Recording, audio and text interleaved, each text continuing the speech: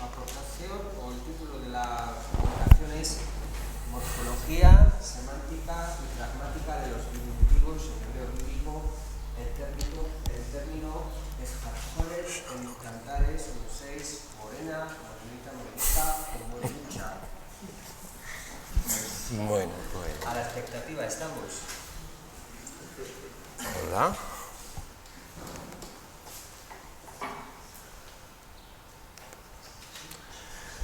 Bueno, muchas gracias y ante todo, perdón por la chapa que voy a dar ahora.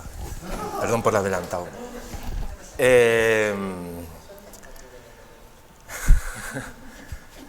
Y gracias por permitirme participar. Es la cuarta vez, me sigo poniendo muy nervioso. Bueno, investigando sobre los juegos de palabras en la Biblia hebrea y sobre su exacta definición, descontento ante taxonomías que incluyen la rima y el anagrama y el acróstico como ejemplo de juegos de palabras, investigando encontré un concepto, el de juego verbal, como una categoría general que englobaría al juego de palabras, entre otras manifestaciones lingüísticas. Una vía de análisis del juego del habla puede partir de esa triple división de Peirce del signo lingüístico en símbolo, icono e índice, que implicarían respectivamente la relación signo-significado basado bien en la convención, bien en lo motivado o bien en la indicación. Por ejemplo, el simbolismo sonoro, la onomatopeya, la reduplicación y el paralelismo serían tres de las manifestaciones más importantes de la iconicidad del lenguaje, es decir, de la relación motivada entre el signo y el significado, y se pueden dar conjuntamente. Y esta iconicidad, por ejemplo, se descubre en procesos morfológicos o estructuras morfológicas, como es el caso de los sufijos de diminutivo o los paradigmas de reduplicación empleados en muchas lenguas, incluidas el hebreo, para la formación de diminutivos. Perdón.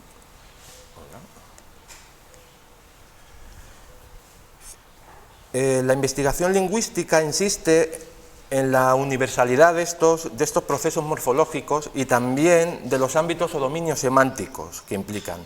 Por lo que mi intención primera fue poner dicha asunción a prueba a partir de un ejemplo bíblico, que sería el apax o unicum Sejarjoret, para ver si de verdad estas asunciones se ajustan o si el hebreo bíblico se ajusta a estas asunciones, y yo puedo utilizar, es un paso previo metodológico, si yo puedo utilizar este tipo de teorías para estudiar el juego de palabras y el llamado juego verbal o arte verbal.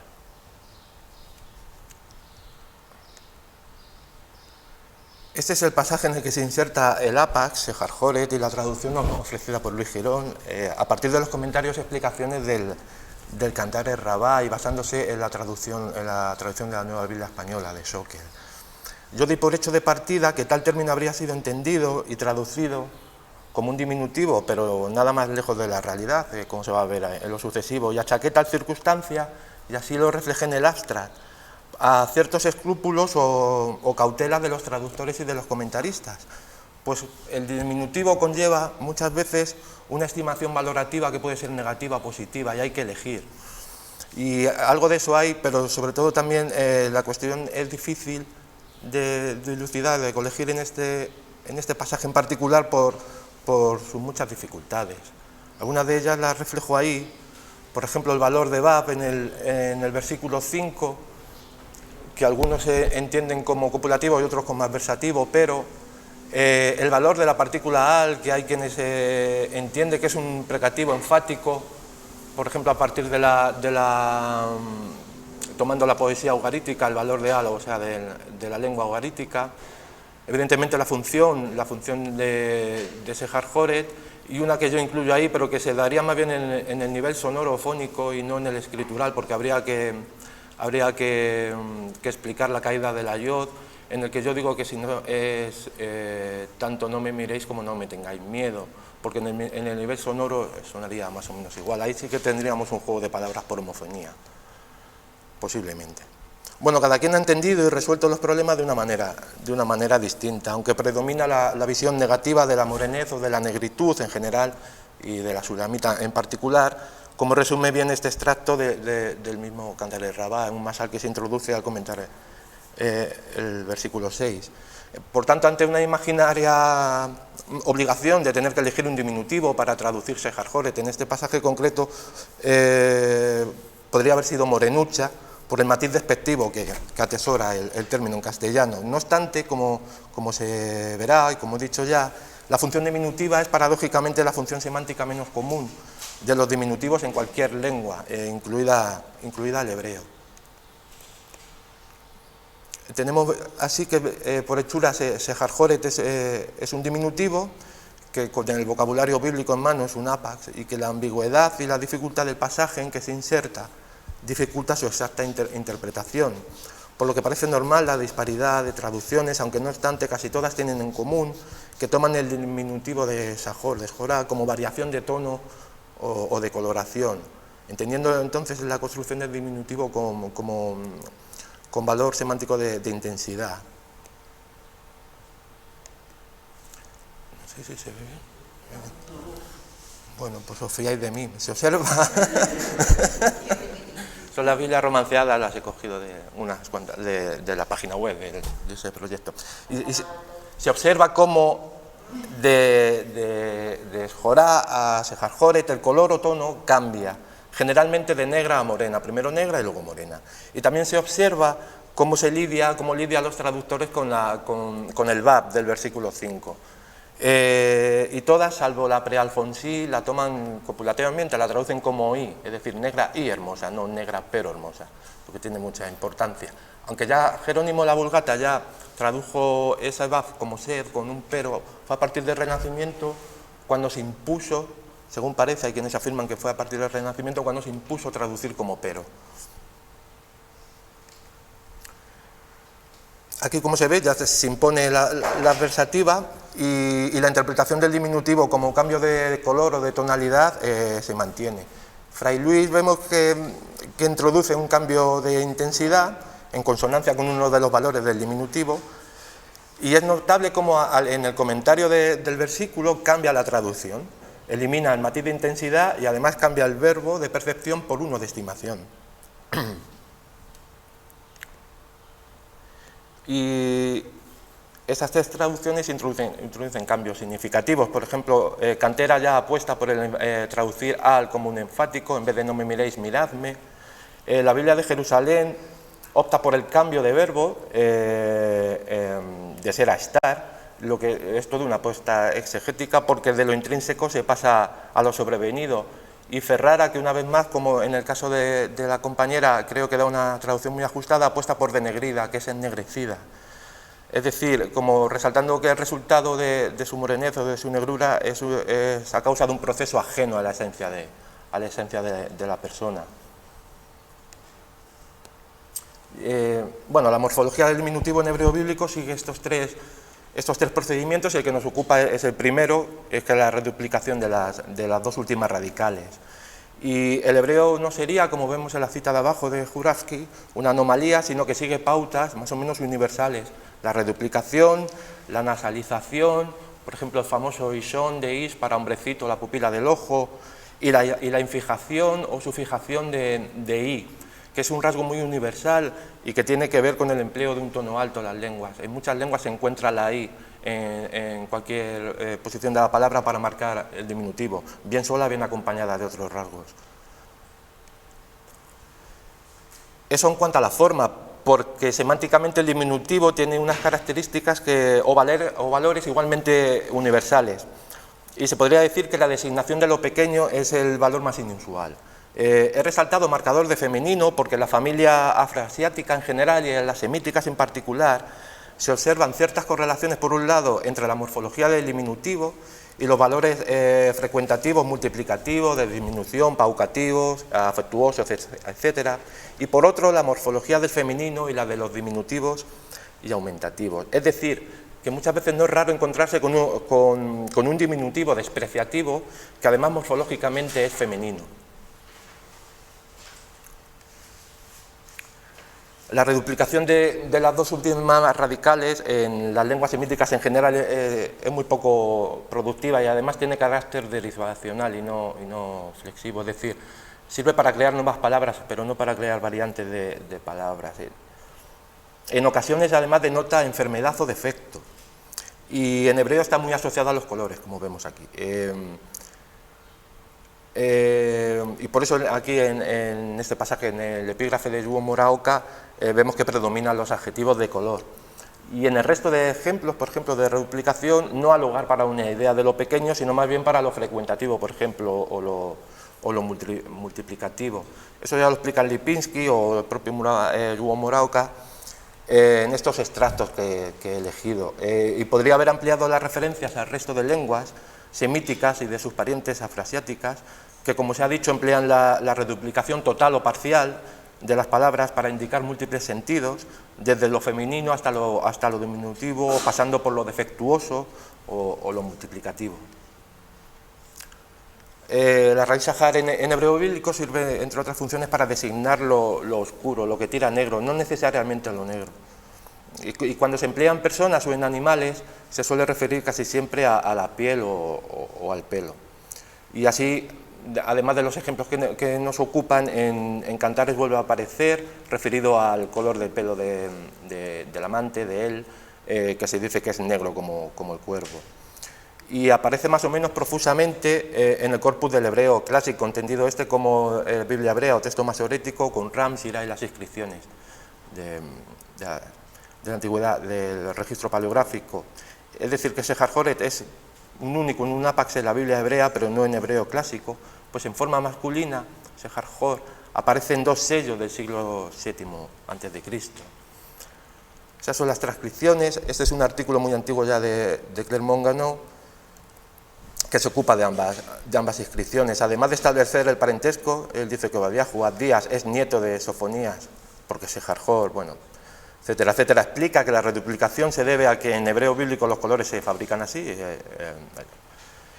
Y equipara además los Sehar Jor con nombres y apellidos actuales, de la actualidad, Brown, Lebrón, Moreno, y lanza la hipótesis de si no estaría la sulamita realmente dando su nombre o su apelativo. Bueno, no he encontrado mucho eco de esta hipótesis, es sugestiva. Ahí va.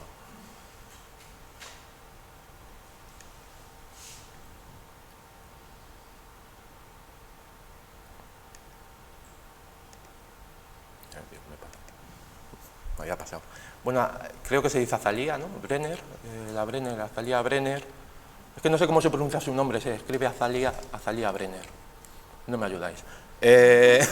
Tiene un libro muy famoso en el que se ocupa de los colores, de los términos de los colores en la Biblia hebrea o Antiguo Testamento, como ya dice. Resumidamente, ella indica que Sahar es un término que, empleado para personas, indica un color broncíneo de piel debido a la exposición al sol, y que la variación que encontramos en Cantares entre Sehorá y Sehar Joret es meramente estilística. Es decir, no adjudica ningún valor semántico de ningún tipo a la variación morfológica.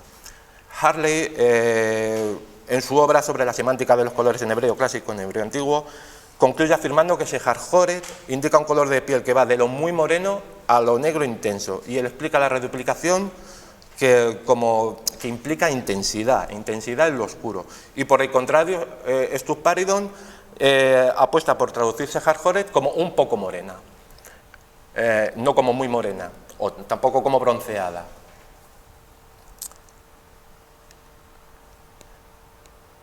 Y finalmente tenemos aquí el comentario al Cantar de los Cantares de Cyril Dixon, que no ve diferencias tampoco entre el adjetivo base y el derivado, incluso reconociendo, como reconoce, la forma de diminutivo. Entonces traduce igualmente ambos como negra. Y lo más importante es que ella afirma que el adjetivo indica simplemente color de piel y no raza.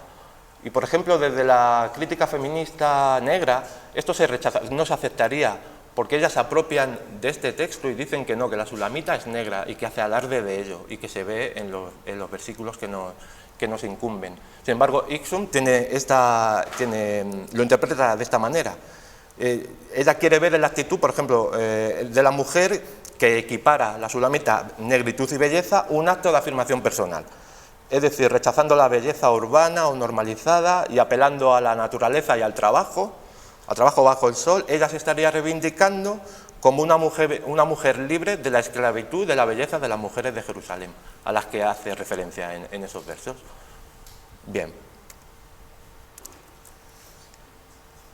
Yo cuando tengo muchos problemas, yo siempre acudo, casi siempre, a Amado Alonso, que tiene este ensayo muy bonito y muy interesante sobre el diminutivo en español, pero que tiene una serie de consideraciones que se pueden hacer extensivas, como estamos viendo, a casi todas las lenguas.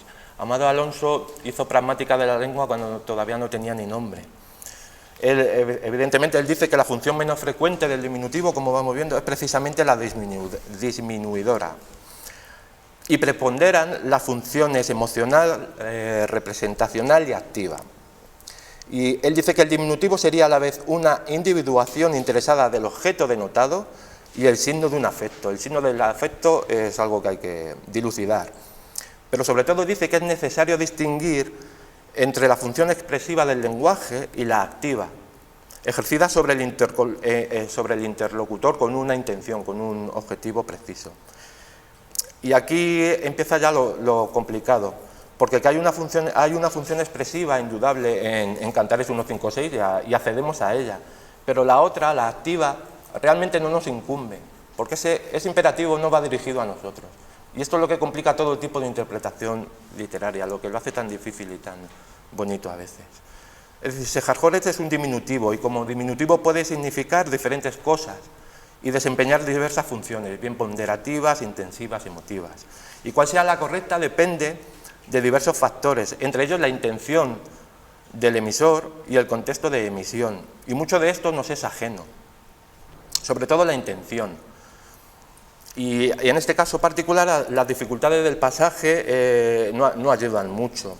Dicho en términos pragmáticos, ya que se nombró ayer a John Austin, accederíamos al acto locucionario, lo que se enuncia, lo que se expresa, y podemos adivinar el ilocucionario, es decir, lo que se hace diciendo o, como en este caso concreto, podemos lanzar hipótesis de significación que solo se pueden apoyar en preasunciones, como la de Exum. Porque el acto discursivo de la voz lírica en Cantares 1.5.6 no va dirigido a nosotros. Y es un imperativo, pero no es un imperativo dirigido a nosotros. Como no lo es, coge a tu hijo Isaac y sacrifícale. A nadie se le ocurre, si tiene un hijo llamado Isaac, cuando lo lee, ir y sacrificar a su hijo Isaac. Así que, por un lado, no nos incumbe el por qué se dice, el acto perlocucionario no nos incumbe a nosotros. Y por eso, esas alternativas de significación siempre se van a basar en hipótesis de muy difícil comprobación o de falsación. Todo esto que ya no le sirve a nadie, quizá a mí, me ha servido. El origen de todo esto era ver si esas teorías sobre juego verbal, basadas a veces pues, en la relación signo-significado, como he dicho, me pueden servir para estudiar los juegos de palabras y otro tipo de manifestaciones lingüísticas en la Biblia hebrea. Yo creo que sí, que se pueden usar y que es necesario usar este tipo de teorías. Y todo lo demás, bueno, pues es poesía. Y muchas gracias.